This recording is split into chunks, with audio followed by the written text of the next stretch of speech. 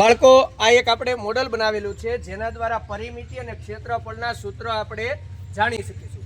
તો અત્યારે આપણી વચ્ચે શ્રુતિ છે અને હું મોડલ કહું છું. વર્તુળના ક્ષેત્રફળનું સૂત્ર જણાવતો. વર્તુળનું ક્ષેત્રફળ બરાબર પાઈ આર સ્ક્વેર. બરાબર. કઈ રીતે ખબર પડી? તો જ્યાં વર્તુળનું ક્ષેત્રફળ જ્યાં એક અહીંયા લગાડ્યું ને અહીંયા, તો લેમ્પ વ્યવસ્થિત પ્રકાશમાં થવા મળ્યો છોકરાઓ. બરાબર.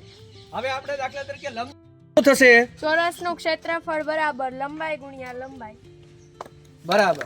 થવા મળ્યો ચોરસી લેમ્પ ધૂમ પ્રકાશમાં આવી જાય છે.